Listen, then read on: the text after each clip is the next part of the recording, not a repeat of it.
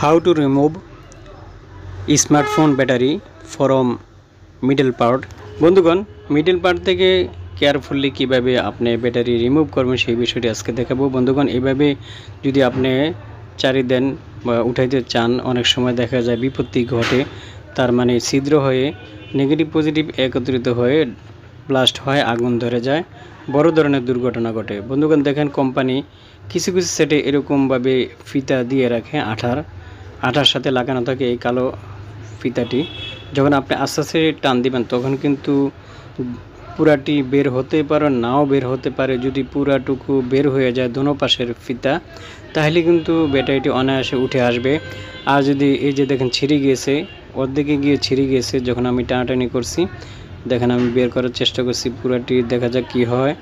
বন্ধুগণ, না ছিঁড়ে যাওয়ার সমান, হ্যাঁ অর্ধেকে গিয়ে ছিঁড়ে গিয়েছে। তো বন্ধুগণ, এই পর্যায়ে যদি আমরা টানাটানি করি তাহলে কিন্তু দুর্ঘটনা হতে পারে।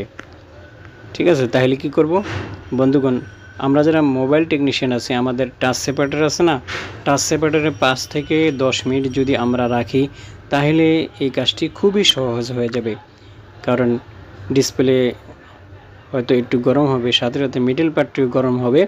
মিডল পার্টটি যখন গরম হবে তাহলে আঠা কিন্তু নরম হবে, আর আঠা নরম হলে ব্যাটারি সহজে আপনি উঠে আসবে যখন আপনি টান দিবেন।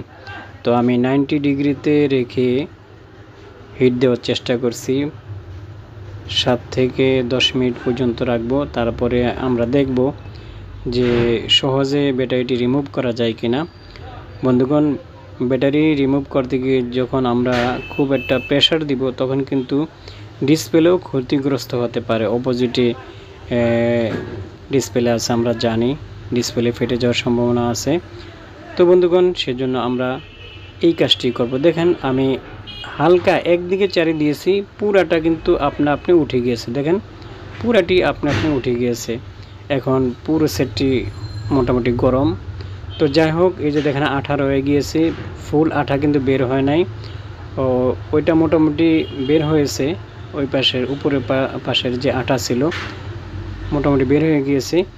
নিচে দেখেন বাম পাশের সাদা অংশ আছে, তার মানে আঠা রয়ে গিয়েছে। যদি আমরা এতটুকু আঠা রেখেও টানাটানি করতাম তাহলে কিন্তু ব্যাটারিটি ঠিকমতো উঠতো না।